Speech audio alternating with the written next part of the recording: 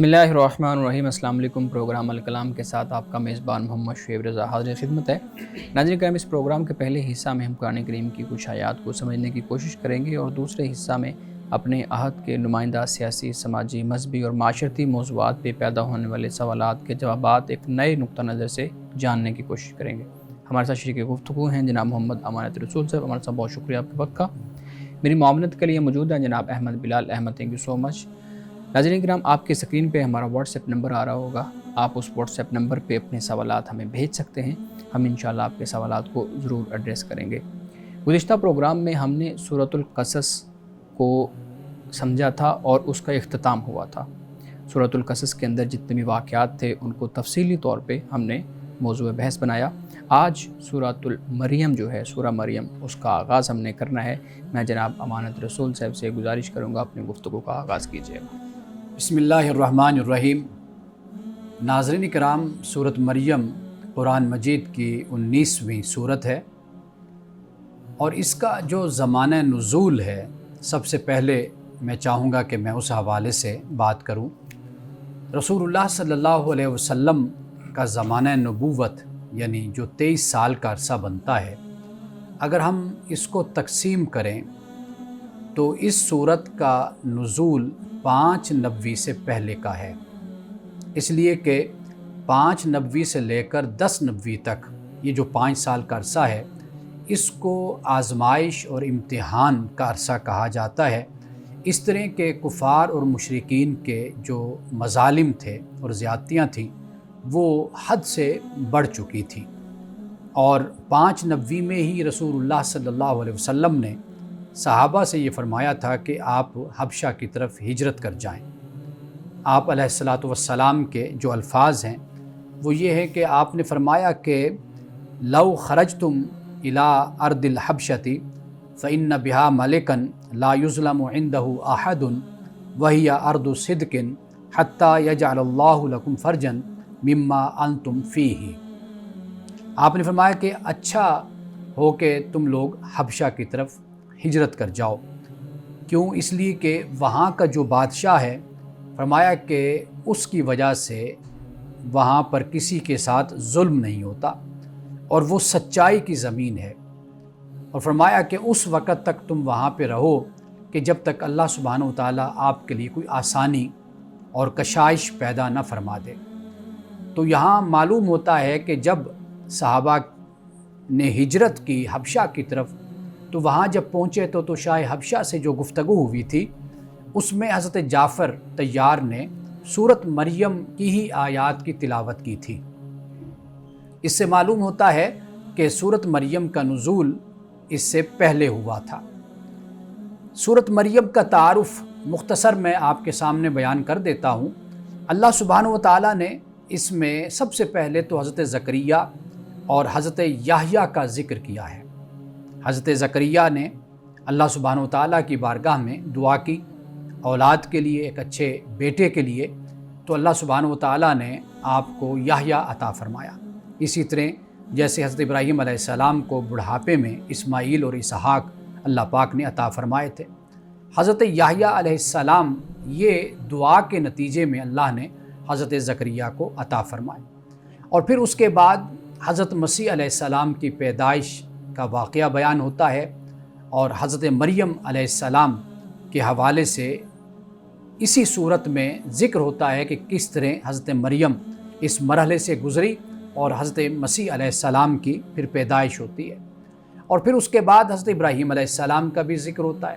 حضرت ابراہیم علیہ السلام پر جو الزام اور جو تہمت لگائی گئی اس کا جواب بھی قرآن پاک نے یہاں پر دیا ہے۔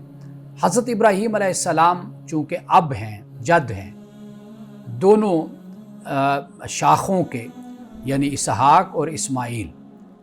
اسحاق سے یہ تمام انبیاء علیہ السلام کا سلسلہ چلا جنہیں بنی اسرائیل بھی کہا جاتا ہے، اور اسماعیل سے حضرت اسماعیل علیہ السلام ہیں، حضرت ابراہیم کے بیٹے، اور پھر اس کے بعد رسول اللہ صلی اللہ علیہ وسلم آپ مبعوث ہوتے ہیں، اور اس عرصے کے درمیان 1 یا 2 پیغمبر جو عرب سے آئے ان کا ذکر ہم نے کسی اور پروگرام میں کیا ہے۔ اب اس کے بعد حضرت ابراہیم علیہ السلام کا ذکر ہوا، پھر حضرت موسیٰ علیہ السلام اور حضرت اسماعیل علیہ السلام کا بھی ذکر ہوتا ہے۔ موسیٰ علیہ السلام کا ذکر ہم نے سورۃ القصص میں، سورۃ النمل میں بڑی تفصیل کے ساتھ کیا۔ یہاں پر مختصر ذکر حضرت موسیٰ کا ہوتا ہے، حضرت اسماعیل علیہ السلام کا بھی یہاں پر ذکر ہے۔ اور پھر اس کے بعد کفار اور اہل کتاب کی جو گمراہیاں ہیں ان کو بھی بیان کیا گیا، اس لیے کہ جو کفار ہیں وہ آخرت کو نہیں مانتے، یعنی بعث بعد الموت کو، کہ دوبارہ انسانوں کو اٹھایا جائے گا۔ وَيَقُولُ الْإِنسَانُ أَإِذَا مَا مِتُّ لَسَوْفَ أُخْرَجُ حَيًّا، انسان یہ کہتا ہے، یعنی یہ لوگ یہ کہتے ہیں کہ یہ کیسے ہو سکتا ہے کہ جب ہم مٹی میں مل جائیں گے، خاک ہو جائیں گے، پھر ہمیں دوبارہ اٹھایا جائے گا۔ اب اس کے بعد اسی طرح جو اہل کتاب کا نقطہ نظر کہ حضرت مسیح علیہ السلام اللہ کے بیٹے ہیں، اس پر بھی یہاں پر قرآن پاک نے ذکر کیا کہ یہ گمراہی ہے۔ اللہ سبحانہ و تعالیٰ نہ لم یلد ولم یولد ہے، نہ اس نے کسی کو جنم دیا، نہ اس کو کسی نے جنم دیا، نہ وہ باپ ہے کسی کا، نہ وہ کسی کا بیٹا ہے۔ اور پھر اس کے بعد توحید خالص کو سورۃ مریم میں بیان کیا گیا ہے، یعنی توحید خالص سے مراد یہ ہے کہ اللہ سبحانہ و تعالیٰ نے جو توحید ہے، یعنی شرک سے پاک، اللہ کا کوئی شریک نہیں، اللہ کا کوئی بیٹا نہیں، اللہ کی کوئی بیٹیاں نہیں، اللہ ہر رشتے سے پاک ہے، تو یہ توحید خالص ہے جس کو پھر بیان کیا جاتا ہے۔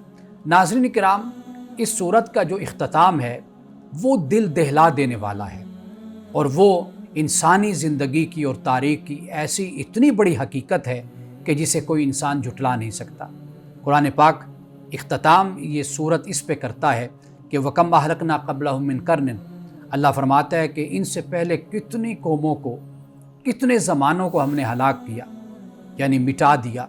اور هَلْ تُحِسُّ مِنْهُ مِنْ أَحَدٍ، کیا ان میں سے کسی کو آپ محسوس کرتے ہیں، یعنی آپ فیل کرتے ہیں، محسوس کرتے ہیں کہ جن کو مٹا دیا گیا ان کے کوئی وجود کی کوئی آپ کے سامنے ایسی صورت نہیں، بالکل نہیں ہے۔ اور پھر فرمایا اَوْ تَسْمَعُ لَهُمْ رِكْزًا، کیا آپ نے کبھی ان کی آہٹ، ان کی بھنک بھی کبھی آپ نے سنی ہے؟ یہ انسانی زندگی کی اتنی بڑی حقیقت ہے۔ انسان چلے جاتے ہیں، ان کی جگہ دوسرے انسان آ جاتے ہیں، ایک قوم چلی جاتی ہے، اس کی جگہ دوسری قوم آ جاتی ہے، ایک خاندان چلا جاتا ہے، اس کی جگہ دوسرا خاندان آ جاتا ہے۔ آپ ذرا ماضی کی طرف نظر ڈال کر دیکھیے، گزشتہ صدی کو آپ دیکھ لیجئے کہ کتنے بڑے بڑے علماء، سکولرز، فلسفی، شعراء، ادباء، بڑے بڑے مذہبی رہنما، وہ سب کے سب اب زیر زمین جا چکے۔ اب ان کی جگہ پر ایک نئی پود، نئے انسان سامنے آئے کہ جنہوں نے ان کی پوزیشن سنبھال لی۔ اسی طرح آج کا انسان جو مختلف شعبوں میں، پیشوں میں کام کر رہا ہے، ایک وقت آئے گا یہ زیر زمین چلا جائے گا، اللہ ان پر موت کو طاری کر دے گا، پھر ان کی جگہوں پر دوسرے انسان آ جائیں گے۔ تو یہ صورتحال ہوتی ہے انسان کی کہ قرآن پاک نے اس حقیقت کو کتنے اچھے انداز میں بیان کر دیا کہ کیا جو قومیں چلی گئیں، جو افراد چلے گئے، کیا ان میں سے کسی کو تم محسوس بھی کرتے ہو؟ یہ بھی فرما دیا کہ کیا تم کسی کی آہٹ بھی سنتے ہو؟ نہ آہٹ ہے، نہ محسوس کرتے ہیں۔ وہ ایسے دنیا سے چلے گئے کہ جیسے دنیا میں کبھی آئے نہیں تھے، ان کا کوئی نشان نہیں، کوئی علامت نہیں، کوئی ثبوت نہیں، اس طرح وہ دنیا سے رخصت ہو گئے۔ تو سورۃ مریم کا اختتام اس عبرت ناک تصور پر اور خیال پر اور اس عبرت ناک حقیقت پر ہوتا ہے۔ ناظرین کرام، یہاں وقت ہوا چاہتا ہے ایک بریک کا، ہمارے ساتھ رہیے۔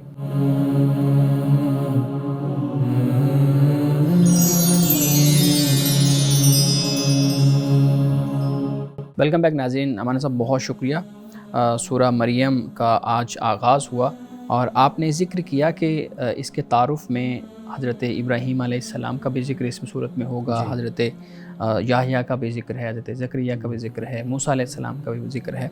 اچھا، ہم نے دیکھا کہ ہم نے جو سورہ قصص پڑھی، سورہ نمل پڑھی، تو اس میں بھی حضرت موسیٰ علیہ السلام کا کثرت سے ذکر تھا، اور اسی طریقے سے ہمیں سورہ بقرہ پہ بھی ملتا ہے، اس صورت میں بھی ہے۔ میں پوچھنا یہ چاہ رہا ہوں کہ کیا کسی پیغمبر کا، کسی رسول کا قرآن پاک کے اندر بار بار ذکر آنا یا زیادہ تعداد میں ذکر آنا اس بات پہ جو ہے نا وہ ایک مہر ثبت کرتا ہے کہ اللہ رب العزت کے زیادہ برگزیدہ پیغمبر ہیں یہ باقیوں کے مقابلے میں؟ دیکھیے ہمیں تو اس بات کی تعلیم ہے کہ اس طرح کی کیٹیگری ہم نہ پیدا کریں، نہ بنائیں۔ اللہ کے سارے پیغمبر ہیں اور قرآن پاک نے اسی بات کو بیان کیا کہ لا نفرق بین احد من الرسل، کہ جو اللہ کے رسول ہیں اللہ پاک فرماتے ہیں ہم ان میں فرق نہیں کرتے۔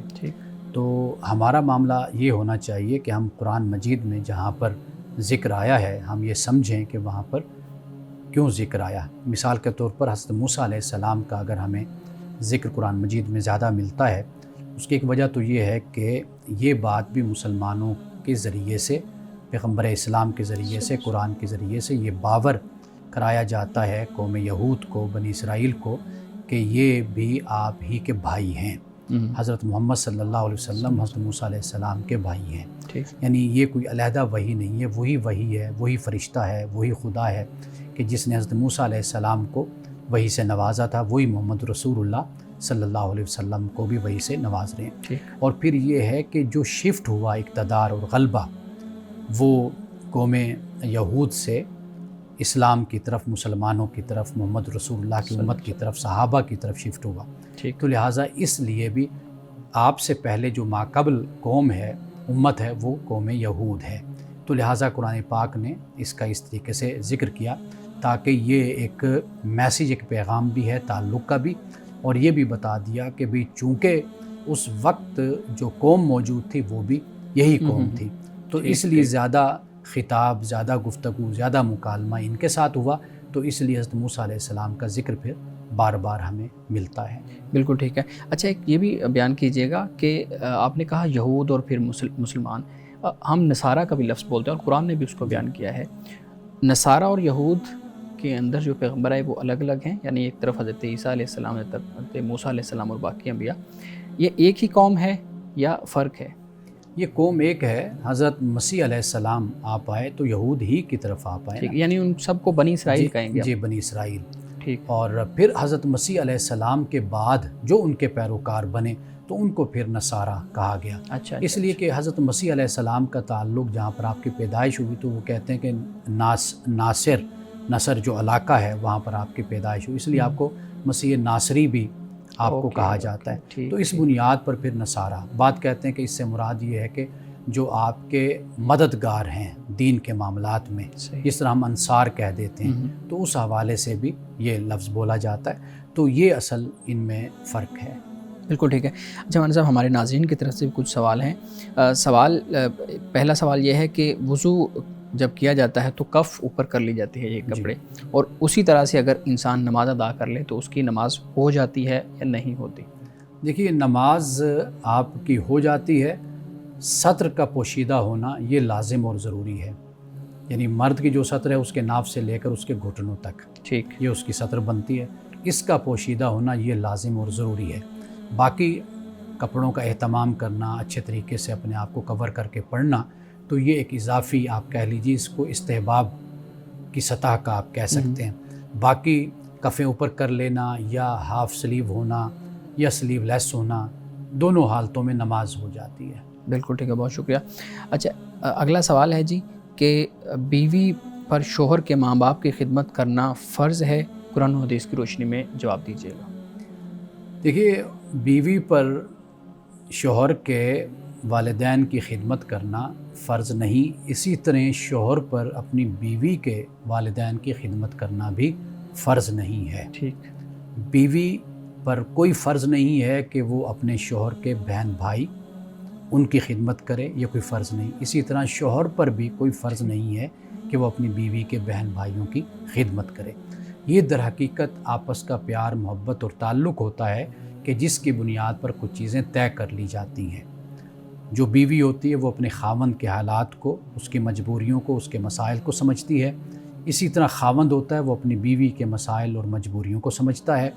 تو یہ ان رشتوں سے کبھی بھی انسان جو ہے وہ آنکھیں بند نہیں کر سکتا۔ کسی نہ کسی سطح پہ، کسی نہ کسی لیول پر انسان کو یہ رشتے نبھانے ہوتے ہیں اور نبھانے چاہیے۔ قرآن پاک نے اس کو ناسبہ و مسحرہ، قرآن پاک نے اس کو کہا کہ ماں باپ کا بھی رشتہ اور تعلق ہوتا ہے، اس طرح سسرال کا بھی ایک رشتہ اور تعلق ہوتا ہے۔ تو بہتر طریقہ یہی ہوتا ہے کہ ان رشتوں کو آخری حد تک انسان حسن و اخلاق کے ساتھ اور حسن و خوبی کے ساتھ انسان ان رشتوں کو نبھانے کی کوشش کرتا رہے. ٹھیک، یعنی جس طرح اس کلچر کے اندر، اس معاشرے کے اندر بالکل رواج ہے، اس کے مطابق بہتر طریقے سے چلا جائے. لیکن اصل جو چیز ہوتی ہے نا اس میں جو پریشانی کا باعث بنتی ہے، بات وہ یہ ہوتی ہے کہ جی کسی کے حقوق پامال ہو رہے ہوتے ہیں. ٹھیک، یہ چیز نہیں ہونی چاہیے. اس کا خیال خاوند کو بھی کرنا چاہیے، دیگر افراد جو ہیں گھر کے ان کو بھی کرنا چاہیے کہ وہ جو میاں بیوی ہیں ان کی شادی ہے ہوئی ہے، وہ ان کو پرائیویسی بھی چاہیے ہوتی ہے، ان کی ایک پرائیویٹ اپنی ذاتی زندگی بھی ہوتی ہے. تو بعد اوقات دوسرے جو لوگ ہوتے ہیں وہ ان کی ذاتی زندگی میں مداخلت اور دخل اندازی کرتے ہیں اور آپس میں لڑائی کا باعث بنتے ہیں. تو یہ جو مسائل جب پیدا ہوتے ہیں نا تو پھر یہ سوال اٹھتا ہے کہ بھئی بیوی جوائنٹ فیملی میں رہ رہی ہے، ساس سسر کے ساتھ ہے، تو وہاں پر اس طرح کے تو لیکن اگر ان مسائل کو بہتر طریقے سے حل کیا جائے تو مل جل کر رہنا یہ ایک اچھا ہی نمونہ ہوتا ہے پورے معاشرے کے لیے. بالکل ٹھیک ہے. مان صاحب اگلا سوال یہ ہے یہ کسی خاتون کی طرف سے ہے. وہ کہہ رہی ہیں جی جب میرے شوہر گھر آتے ہیں تو وہ غصہ کرتے ہیں، لڑنے لگ جاتے ہیں، میرے ساتھ بھی، بچوں کے ساتھ بھی ان کا رویہ اچھا نہیں ہے. ایسا لگتا ہے کہ کسی نے ان پر کالا جادو کر دیا ہے. آگے ہے جی ان کی 4 بیویاں ہونے کے باوجود ہمیں ایسا محسوس ہوتا ہے کہ وہ کسی اور کی تلاش میں ہیں. تو اس کا کوئی حل بتا دیں. دیکھیے انہوں نے 2 دفعہ ایسا لگتا ہے، محسوس ہوتا ہے. اس کی بنیاد پر تو میں مشورہ اپنی بہن کو یہ دوں گا کہ اس بنیاد پر وہ کوئی ایسا وہم اپنے ذہن میں نہ پالیں اپنے خامند کے حوالے سے، کیونکہ لگتا ہے تو محسوس ہوتا پر نہ کوئی فتویٰ ہوتا ہے اور نہ ہی کوئی فیصلہ ہوتا ہے. ٹھیک، تو لہٰذا جب کسی بات کا یقین ہو تو پھر اس پر کوئی بات کی جا سکتی ہے. جہاں تک خامند کے پریشان ہونے کی اور لڑنے کی وجہ ہے تو ان کے لیے اتنی بات ہی کافی ہے کہ ان کی 3 بیوی ہیں، یعنی 4 بیویاں نہیں 3 بیویاں، چوتھی وہ کرنا چاہتے ہیں. تو یعنی ان کی پریشانی سمجھ آتی ہے. یعنی محسوس اور لگنے سے پہلے جو معاملہ یہاں پر نظر آ رہا ہے وہ یہ ہے کہ یقینی بات نظر آ رہی ہے کہ جو انسان 3 بیویاں ہوں، پھر 3 بیویوں سے بچے ہوں، پورا ایک کثیر الاخراجات صورتحال بن جاتی ہے.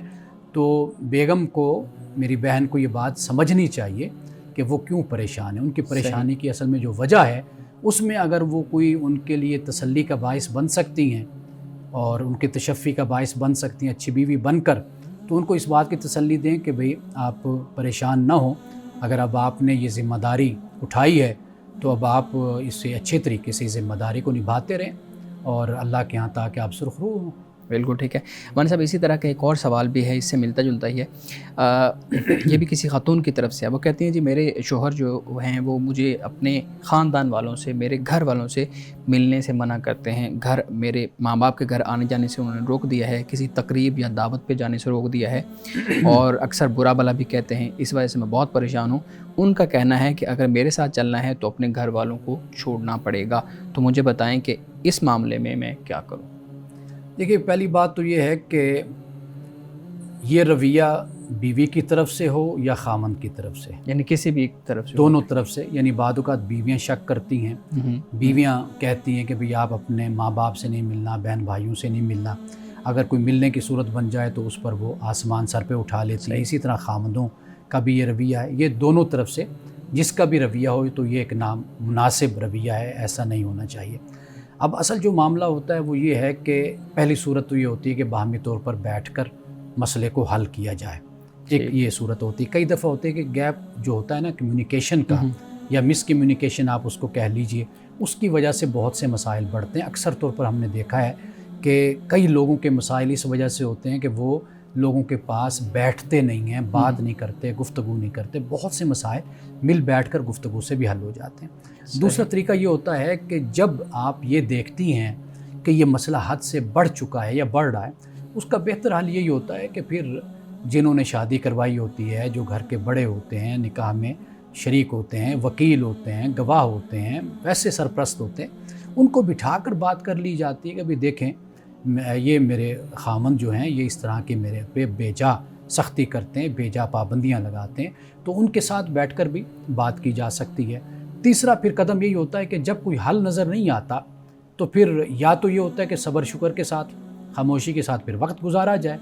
اگر یہ چیز بھی نہیں ہے، اگر کوئی ایسی صورت بنتی ہے کہ انسان اس جہنم سے نجات لے حاصل کر لے، تو پھر آخری صورت پھر یہی بنتی ہے کہ انسان طلاق لے کر جو متبادل راستہ ہوتا ہے پھر اس کو اختیار کر لیتا ہے. بالکل ٹھیک ہے. ناظرین کرام آپ کیا سوالات دیتے ہیں؟ ایک بریک کے بعد ہمارے ساتھ رہیے۔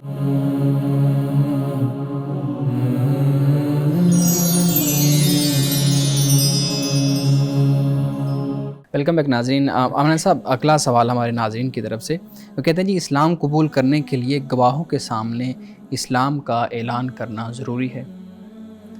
اسلام کا معاملہ یہ ہے کہ آپ دو چیزیں ہیں، ایک یہ ہے کہ اللہ سبحانہ و تعالیٰ جانتا ہے آپ مومن ہیں، آپ مسلمان ہیں، یہ اس کے ساتھ آپ کا معاملہ ہو جاتا ہے، ٹھیک، تو وہاں پر تو کسی گواہ کی ضرورت نہیں ہے۔ صحیح، واضح بات ہے یہ بندے اور خدا کا معاملہ ہے۔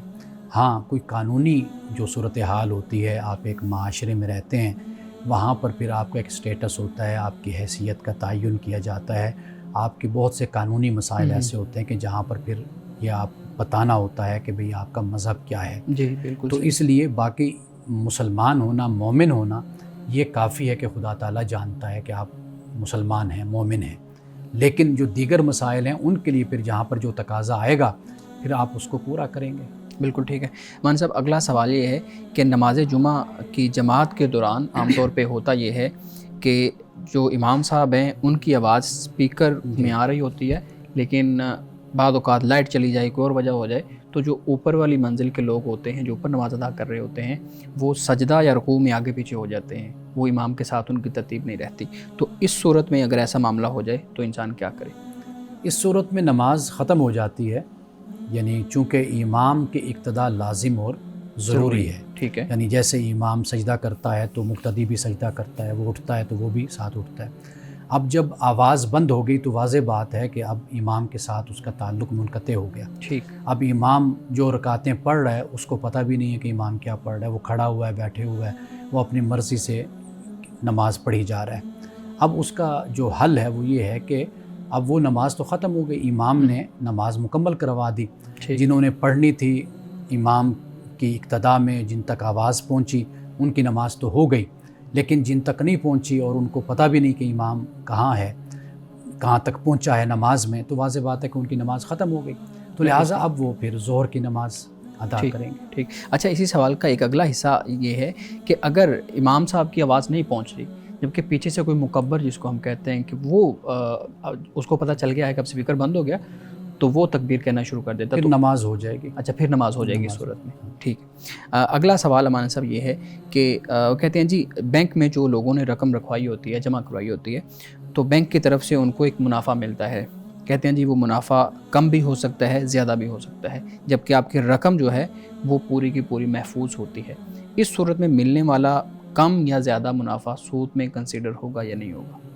دیکھیے اب بینک کی جو صورتحال ہے نا، ایک ہوتا ہے کہ کوئی کاروبار کرنا، جیسے بینک کے علاوہ بھی اگر آپ دیکھیں تو کچھ کمپنیز ہوتی ہیں یا کچھ اور ایسے کام ہوتے ہیں جہاں پر آپ مزاربت جس کو کہتے ہیں کہ آپ کا سرمایہ ہوتا ہے، محنت ان کی اور کام ان کا ہوتا ہے۔ صحیح۔ وہ اگر تجارت کرتے ہیں، اس تجارت کی بنیاد پر آپ کو منافع دیتے ہیں تو وہ منافع آپ کے لیے جائز ہوتا ہے۔ ٹھیک۔ اسی طرح اپنا 80 کی دہائی میں ایک PLS اکاؤنٹ علماء کے اتفاق کے ساتھ یا ان کی اجازت اور فتوے کے ساتھ متعارف کروایا گیا تھا، وہ یہی اکاؤنٹ تھا کہ PLS اکاؤنٹ کا مطلب یہ کہ پروفٹ اینڈ لاس جو ہے وہ ایکول، یعنی ٹھیک ہے، اکاؤنٹ یہ ہوتا تھا کہ کبھی آپ کو منافع آ گیا، کبھی منافع کم ہو رہا ہے، کبھی زیادہ ہو رہا ہے، کبھی نقصان ہو رہا ہے۔ صحیح۔ تو اس کو پھر علماء نے اس وقت جائز قرار دیا تھا۔ میں ذاتی طور پہ یہ سمجھتا ہوں کہ احتیاط اگر آپ کر سکتے ہیں تو وہ سب سے بہتر طریقہ ہے کہ آپ احتیاط کریں۔ ہاں آپ کے پاس اگر کوئی اور راستہ نہیں بنتا، مثال کے طور پر کئی لوگ ایسے ہوتے ہیں ریٹائرمنٹ پہ ان کو 2 کروڑ مل گیا، 4 کروڑ مل گیا، اب اگر وہ ویسے کسی کو تھما دیں گے وہ تو 6 مہینے دے گا، سال دے گا، اس کے بعد وہ سارے پیسے ہڑپ کر جائے گا، 1 روپیہ بھی نہیں دے گا۔ اب وہ بوڑھے لوگ ہیں، ان کے پاس کوئی اور ذریعہ آمدن نہیں ہے، تو یہ چلے ایک مجبوری کی صورت بنتی ہے کہ وہ اپنے پیسے بینک میں رکھ دیتے ہیں، اور وہاں پر بھی اگر وہ اس بات کی تسلی کر لیں کہ یہ ہمارا پیسہ تجارت میں، کاروبار میں لگ رہا ہے اور وہاں سے ہمیں یہ آ رہا ہے، تو یہ سب سے بہتر صورت کے لیے بن جاتی ہے۔ بالکل ٹھیک ہے، بہت شکریہ۔ بلال صاحب آپ کے پاس بھی کچھ سوالات ہیں ہمارے صاحب کے سامنے رکھے ہوئے۔ سر یہ بتائیے گا کہ خواتین تبلیغ اسلام کے لیے اگر گھر سے باہر جانا چاہیں تو کیا ان کو شریعت یہ اجازت دیتی ہے کہ وہ گھر سے باہر نکلیں، چاہے اکیلی خاتون ہو یا پھر گروپ کی صورت میں اگر جانا چاہیں تو پھر کیا ان کو اجازت ہے؟ دیکھیے عورت کی سب سے پہلی ذمہ داری وہ اس کا گھر ہے.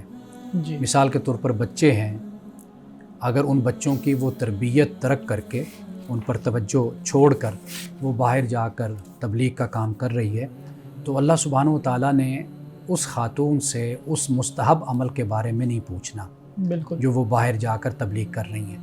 اللہ نے اس کے فرائض کے بارے میں پوچھنا ہے جو اس کی ذمہ داری تھی. وہ ذمہ داری یہ تھی کہ وہ اپنے بچوں کی نگرانی کرتی، ان کی اچھی تربیت کرتی، ان کے لیے تعلیم کا اہتمام کرتی. یہ بنیادی ذمہ داری اس کی تھی. جی وہ باہر تبلیغ کرتی ہے اور گھر کا نظام سارا درم برم ہو جاتا ہے، بگڑ جاتا ہے، بچے خراب ہو جاتے ہیں، تو اللہ سبحانہ و تعالیٰ اس سے بچوں کے بارے میں پوچھے گا. اس تبلیغ کے بارے میں نہیں پوچھنا اللہ نے کہ بھئی آپ نے تبلیغ کی تھی یا نہیں کی تھی. ہاں اگر وہ اپنے گھر کے نظام کو بہتر طریقے سے سنبھال لیتی ہے، بنا دیتی ہے. مثلا کبھی ایسا ہوتا ہے بچے جوان ہو گئے، بڑے ہو گئے، اپنے پاؤں پہ کھڑے ہو گئے، بالغ ہیں، عاقل ہیں، وہ اپنی ذمہ داریاں نبھا سکتے ہیں، اٹھا سکتے ہیں، تو وہ بے شک تبلیغ کرے. ایک یہ پہلو ہے. ایک یہ پہلو بھی ہوتا ہے کہ بہت سی خواتین عالمہ ہوتی ہیں، فاضلہ ہوتی ہیں، وہ فتویٰ دینے والی ہوتی ہیں، شیخہ ہوتی ہیں حدیث کی، قرآن کی. تو پھر یہ ان کا ایک علیحدہ سٹینڈرڈ بن جاتا ہے کہ وہ پھر لوگوں کو تعلیم بھی دیتی ہیں، تبلیغ بھی کرتی ہیں، دعوت بھی دیتی ہیں. تو یہ ایک علیحدہ پہلو. لیکن چاہے عورت جیسی بھی ہے اس کی پہلی ذمہ داری اس کا گھر ہی ہے. جی سر، بہت شکریہ. یہ بھی بتائیے گا کہ خواتین کا مرد ڈاکٹر سے الٹرا ساؤنڈ کروانا یا آپریٹ کروانا، علاج کروانا، یہ کیسا ہے؟ دیکھیے طبیب، ڈاکٹر اگر میسر نہیں کوئی خاتون جی تو وہاں پر پھر اس بات کی اجازت ہے کہ ایک عورت مرد ڈاکٹر سے اپنا علاج کروا سکتی ہے. سب سے پہلے اس بات کا اہتمام ہونا چاہیے. اس لیے ہم کہتے ہیں کہ بچیوں کو تعلیم دلوائیں. بالکل. میڈیکل سائنس میں بچیاں جائیں، انجینئرنگ میں جائیں، ٹیچنگ میں جائیں، مختلف شعبۂ زندگی میں جائیں، وہ بھی آگے بڑھیں. کیوں؟ اس لیے کہ یہی لوگ کہ جو بچیوں کی تعلیم کی مخالفت کر رہے ہوتے ہیں یہ پھر جب آگے جاتے ہیں تو کہتے ہیں جی ہم نے مرد ڈاکٹر سے اپنی بیگم کا یا بیٹی کا یا بہن کا علاج نہیں کروانا. تو جو آپ مخالفت کر رہے ہیں تو اس مخالفت کی بنیاد پر پھر تو کوئی خاتون ڈاکٹر نہیں بنے گی. جب خاتون ڈاکٹر نہیں بنے گی، گائنیکولوجسٹ نہیں ہوگی، سائیکولوجسٹ نہیں ہوگی، تو پھر واضح بات ہے مجبوری میں آپ کو مردوں کے پاس جانا پڑے گا. تو لہٰذا بچیوں کو تعلیم دلوائیے تاکہ وہ ڈاکٹر بنے اور پھر ان کے پاس بہنیں، بیٹیاں اور بیویاں ان کے پاس جائیں. آپ نے بتایا مجبوری کی حالت میں جائز ہے اگر وہ جا سکیں، لیکن عام حالات میں یہ دیکھا جاتا ہے کہ ایک شہر ہے اس میں میل ڈاکٹرز بھی ہیں، فیمیل ڈاکٹرز بھی ہیں، لیکن اگر میل ڈاکٹر ہے ان کا چرچا زیادہ ہے، لوگ اس سے مطمئن زیادہ ہیں، تو پھر خواتین بھی فیمیل ڈاکٹر کو چھوڑ کے ان سے جاتی ہیں، ان کے پاس جاتی ہیں اور آپریشن کروانا، الٹرا ساؤنڈ کروانا وہ پریفر کرتی ہیں ان کو، کیونکہ ان کو پتہ ہے کہ یہ ڈاکٹر اچھے ہیں. تو اس صورتحال میں کیا اب یہ بات بھی بڑی مختلف ہو جاتی ہے. یعنی کہ ایک ڈاکٹر کے جو ماہر ہے اپنے کام کا، اپنے فن کا، دوسرا جو ڈاکٹر ہے اگر وہ خاتون ہے وہاں پر زیادہ خطرہ بھی ہے، جان کا بھی خطرہ ہے اور کوئی کمپلیکیشن بھی ہو سکتی ہے. تو واضح بات ہے کہ پھر اسی مرد کے پاس ہی جائیں گے. جی بہت شکریہ. ناظرین کرام مزید سوالات لیتے ہیں ایک بریک کے بعد، ہمارے ساتھ رہیے.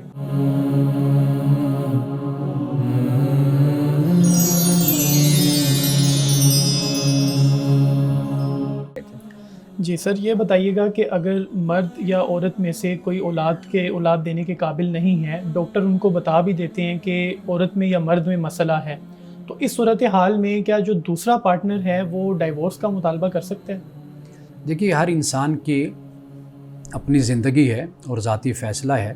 جی اس کا پورا حق ہے. اگر اس کی یہ خواہش ہے کہ میری اولاد ہو اور میں اگر مثلاً عورت ہے وہ چاہتی ہے کہ میں اس مرد سے طلاق لے لوں کیونکہ اس سے اولاد نہیں ہونی، تو میں کسی اور جگہ شادی کر لوں، وہ اولاد کی خواہش رکھتی ہے تو اس کا حق ہے کہ وہ اس سے علیحدگی اختیار کر لے.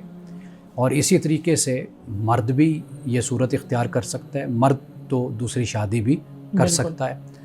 اچھا، اب اس کے علاوہ یہ بھی ہو سکتا ہے کہ دونوں آپس میں یہ طے کر لیں، آپس میں پیار محبت ہو. کوئی اولاد پیدا کرنا کوئی یہ فرض بھی نہیں ہے، کوئی لازم بھی نہیں ہے کہ شادی ہوئی ہے تو اولاد ضرور پیدا کرنی ہے. تو لہٰذا اگر دونوں میں پیار محبت ہے اور دونوں باہمی مشورے کے ساتھ یہ فیصلہ کرتے ہیں کہ ہمیں اگر اولاد نہیں ہو رہی کسی وجہ سے بھی، تو کوئی بات نہیں ہے، ہم آپس میں اکٹھے رہتے ہیں، اگر دونوں مل کر بھی یہ فیصلہ کرنا چاہتے ہیں تو وہ یہ فیصلہ بھی کر سکتے ہیں۔ اچھا مولانا صاحب، یہاں پہ میں ایک چیز آپ سے پوچھنا چاہوں گا کہ ہمارے معاشرے کے اندر جب اولاد پیدا نہ کرنے کی بات کی جاتی ہے، جیسے آج کل نوجوان اس طرف زیادہ آ رہے ہیں کہ اولاد یا تو نہ ہو یا پھر بہت کم بچے ہوں، 2-3 میکسیمم، تو اس صورت میں ہمارے ہاں ایک تصور یہ پایا جاتا ہے کہ اگر آپ نے اولاد کم پیدا کرنی ہے یا رزق کے خوف سے یا اپنی پلاننگ کے خوف سے یا پلاننگ کے مطابق اولاد نہیں ہونی چاہیے، تو پھر تو آپ خدا کی ناشکری کر رہے ہیں۔ اللہ رب العزت نے جب شادی کا سسٹم ہی اولاد کے لیے بنایا ہوا ہے، نسل آگے چلانے کے لیے بنایا ہوا ہے، تو پھر تو آپ خدا کی واضح طور پہ ناشکری کر رہے ہیں۔ دیکھیے، اللہ سبحانہ و تعالیٰ نے ہمیں رزق دیا کھانے کے لیے، تو ہم چپاتی اپنے حساب سے ہی کھاتے ہیں نا۔ ہم دیکھتے ہیں کہ بھئی ہم اس سے ہماری بھوک ختم ہو جائے گی یا ہماری صحت اس کے ساتھ قائم رہے گی، اس سے زیادہ چلیں گے تو ہمیں نقصان پہنچے گا۔ یہ انسان کا بالکل پرسنل مسئلہ ہے، وہ اس بات کا فیصلہ کرتا ہے کہ اولاد اسے چاہیے پیدا کرنی ہے یا اولاد اس نے پیدا نہیں کرنی۔ دونوں صورتیں اسی پر، مثال کے طور پر کوئی فیملی پلاننگ کرنا چاہتا ہے، خاندانی منصوبہ بندی، تو میاں بیوی باہمی مشورے کے ساتھ اس چیز کا فیصلہ کریں گے کہ ٹھیک ہے، ہمارے اگر 2 بچے ہیں، 3 ہیں، 4 ہیں یا 1 بچہ ہے، بس ہمارے لیے اتنا کافی، تو وہ اس طرح بھی کر سکتے ہیں۔ یہ کلی طور پر میاں بیوی کا باہمی مشورہ ہوتا ہے، باہمی فیصلہ ہوتا ہے۔ صرف آپ اولاد کا معاملہ ایک طرف رکھ دیں، زندگی کے بہت سے معاملات ہیں جن میں ہم ایک دوسرے کے مشورے کے ساتھ چلتے ہیں۔ لیکن مولانا صاحب، میں یہاں پہ آپ سے ضرور چاہوں گا کہ آپ اس پہ بات کریں۔ ہمارے یہاں کچھ روایات بھی اس طرح کی بیان کی جاتی ہیں رسول اللہ صلی اللہ علیہ وسلم سے منسوب کر کے، جس میں زیادہ فوکس یہ کیا جاتا ہے کہ انسان کی اولاد ہونی چاہیے تاکہ وہ اس کے لیے بڑھاپے کا سہارا بن سکے، تاکہ وہ اس کے لیے دعا کر سکے۔ اب جب ساری چیزوں کو مذہب کے ساتھ جوڑ دیا گیا ہے تو پھر لوگ تو سوال کریں گے یہ والا، اور لوگوں کے ذہن میں نافرمانی والا کانسیپٹ تو آئے گا۔ دیکھیے، رسول اللہ صلی اللہ علیہ وسلم کی جن احادیث میں زیادہ بچوں کی تعلیم یا تلقین یا رغبت دلوائی گئی ہے، وہاں پر یہ ذہن میں رکھنا چاہیے کہ مسلمانوں کی تعداد کتنی تھی وہاں پر۔ قرآن پاک کہتا ہے کہ جو اکثریت ہے، اگر اکثریت کی آپ پیروی کریں گے آپ کو گمراہ کر دیں گے، یعنی اس وقت عرب میں اس مسلمان تھوڑے تھے اور اس کے مقابلے میں جو کفار و مشرکین تھے، دوسرے لوگ تھے، وہ زیادہ بڑی تعداد میں تھے۔ تو وہاں پر مسلمانوں کو یہ تلقین کی گئی کہ آپ آبادی کو بڑھائیں، زیادہ بچے ہوں، افرادی قوت آپ کی بڑھے۔ اور پھر اس معاشرے میں افرادی قوت کی بڑی اہمیت بھی تھی، جنگیں ہوتی تھیں، بیٹے باپ وہ شہید بھی ہو جاتے تھے، قتل ہو جاتے تھے، تو وہاں پر پھر افرادی قوت پر توجہ دینے کی تعلیم دی گئی تھی۔ تو میرا خیال ہے کہ یہ فیصلے انسان اپنے تمدن کے لحاظ سے، اپنی آبادی کے لحاظ سے کرتے ہیں۔ بالکل صحیح۔ سر، ہمارے ہاں یہ بہت مشہور بات ہے کہ اگر قرآن پڑھ رہے ہیں تو کہیں پہ جانا پڑ گیا تو قرآن کو بند کر کے جائیں۔ اس کے علاوہ جب آپ نماز پڑھ کے اٹھیں تو جائے نماز کو فولڈ کر کے رکھیں۔ یعنی یہ کہا جاتا ہے کہ اگر نہیں کریں گے تو وہ شیطان پڑھنا شروع کر دے گا، بند نہیں کریں گے تو جائے نماز پہ شیطان بیٹھ جائے گا، کھانا کھا رہے ہیں بسم اللہ نہیں پڑھیں گے تو شیطان ساتھ کھائے گا۔ اس بارے میں بتائیں، کیا شیطان ان سارے معاملات میں شامل ہوتا ہے؟ دیکھیے، پہلی بات تو یہ ہے کہ کچھ چیزیں ایسی ہیں کہ جن پر کوئی دلیل ہمارے پاس نہیں ہے۔ جی، یعنی مثال کے طور پر مصلی ہے، جائے نماز ہے، یا جیسے قرآن مجید ہے، اس کی کوئی ایسی دلیل ہمارے پاس نہیں ہے کہ جس کی بنیاد پر ہم یہ کہہ سکیں کہ یہ کوئی شیطانی کام ہے یا شیطان شامل ہو جاتا ہے یا ایسا نہیں کرنا چاہیے۔ ان چیزوں کا زیادہ سے زیادہ تعلق، جیسے قرآن مجید کھلا ہوا ہے، ایک ادب کی بات ہے کہ بھئی آپ نے پڑھ لیا تو آپ اس کو بند کر کے لپیٹ کر اچھے طریقے سے آپ رکھ دیں تاکہ اس کی بے ادبی نہ ہو۔ جیسے آپ کوئی چیز کتاب ہے، کوئی چیز ایسے آپ پڑھی کی پڑھی وہاں پر رکھ دیتے ہیں، تو کوئی آتا ہے گزرتا ہے، کوئی اوپر بیٹھ جاتا ہے، کوئی برابر بیٹھ جاتا ہے، کبھی کوئی چیز ٹوٹ بھی جاتی ہے، جیسے آپ نے بیڈ پہ کوئی چیز رکھ دی تو وہ گر گئی، نیچے ٹوٹ گئی، یا کبھی کتاب پڑھی ہے وہ نیچے گر جاتی ہے۔ ایک ادب کا نقطہ نظر تو اپنی جگہ پر ہے، لیکن اس بنیاد پر کہ شیطان شامل ہو گیا یا شیطان جو ان سے اس میں حصہ لیتا ہے، اس کا کوئی ثبوت اور دلیل ہمارے پاس نہیں۔ ہاں، جو دوسری بات آپ نے کی نا کہ بسم اللہ، دیکھیے اس کی تو ہمیں یہ تعلیم دی گئی ہے کہ ہم کوئی بھی کام کریں اس میں اللہ کے نام کے ساتھ ہم شروع کریں۔ بسم اللہ الرحمن الرحیم۔ کھانے کی جو دعا ہے اس میں بھی آپ دیکھ لیجئے کہ بسم اللہ ہے، کوئی بھی کام ہے اس میں۔ ہاں، پھر آپ یہ کہہ سکتے ہیں کہ جب آپ اللہ کا نام نہیں لیں گے تو اس میں پھر شیطان جو ہے وہ شامل ہو جاتا ہے، یا شیطان کے لیے راستہ کھل جاتا ہے کہ کیونکہ اللہ کا نام نہیں لیا گیا۔ ایک حدیث کے مطابق یہ کہ جب اللہ کا نام نہیں لیا جاتا پھر اس میں بے برکتی ہوتی ہے.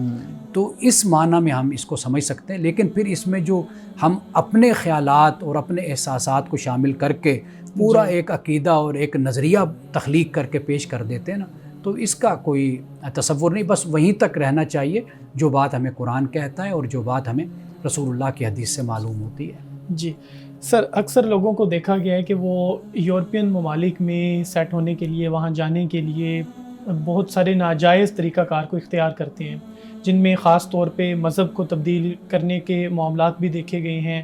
بہت سارے فیک لڑائی جھگڑے کروا دیے جاتے ہیں جن کی وجہ سے پھر پولیس میں ان کے خلاف کیسز ہوں گے اور پھر وہ کسی نہ کسی طرح سے ان کو سپورٹ ملے گی کہ وہ یورپین کنٹریز میں جا کے رہ سکیں گے.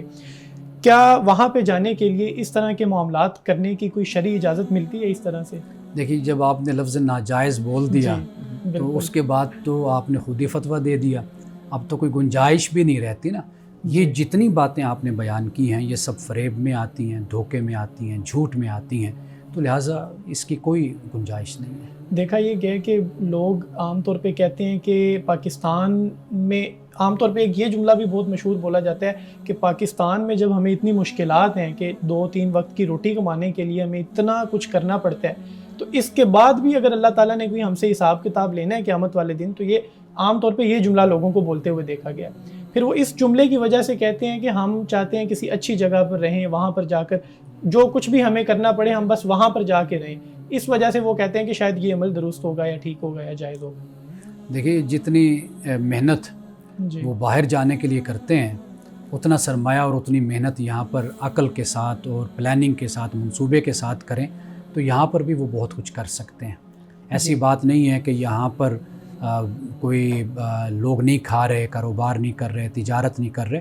یہاں بھی بہت کچھ لوگ اپنی محنت کے ساتھ اور اتفاق کے ساتھ فیملیز بڑا اچھا یہاں پر کام کر رہی ہیں. اصل چیز یہی ہے کہ آپ ہمت نہ ہاریں، حوصلے کے ساتھ کام کریں. یہی زمین ہے جو لاکھوں نہیں کروڑوں لوگوں کو رزق دے رہی ہے، تو آپ کو بھی دے گی. بس یہ ہے کہ آپ جو شکوہ شکایت اور اپنے معاملات کا بوجھ دوسروں پر ڈالنے کے بجائے خود اپنے معاملات کو اپنے ہاتھ میں لے کر اس کو صحیح رخ پر لے کر چلیں تو اللہ اس میں برکت ڈالتا ہے، دیتا ہے. جی بہت شکریہ. مولانا صاحب آج کی حدیث مبارکہ بیان کیجیے گا. حضرت عبادہ بن صامت رضی اللہ تعالی عنہ سے روایت ہے، آپ فرماتے ہیں کہ رسول اللہ صلی اللہ علیہ وسلم نے فرمایا، ہمارے بڑوں کی عزت جو نہ کرے اور جو ہمارے چھوٹوں پر شفقت نہ کرے اور ہمارے علماء کا حق نہ پہچانے، یعنی حق پہچاننے سے مراد یہ کہ ان کا احترام نہ کرے، تو رسول اللہ نے فرمایا کہ لیس من امتی، وہ میری امت میں سے نہیں ہے. یعنی رسول اللہ کی امت کا جو تعارف ہے، پہچان ہے، وہ یہ ہے کہ وہ بڑوں کی عزت کرتی ہے امت اور چھوٹوں پر شفقت سے پیش آتی ہے. جو رسول اللہ کی امت کے علماء ہیں، اسکالرز ہیں، جو قرآن کا علم رکھتے ہیں، جو حدیث کا علم رکھتے ہیں، جو اللہ کے بندوں کی رہنمائی کے لیے، ان کو خبردار کرنے کے لیے دین کی فقہ حاصل کرتے ہیں، تو فرمایا کہ ان کی بھی تم عزت کیا کرو. اور جو عزت کرتا ہے وہ میری امت میں سے ہے، اور جو میری امت کے علماء کی عزت نہیں کرتا وہ میری امت میں سے نہیں ہے. ناظرین کرام، اس دعا کے ساتھ اپنے پروگرام کا اختتام کریں گے. اللہ رب العزت حسن کلام اور تاثیر کلام عطا فرمائے، ہماری زبان کے گروں کو کھول دے اور سننے والوں تک خیر کا پیغام پہنچے. اجازت دیجیے، خدا حافظ.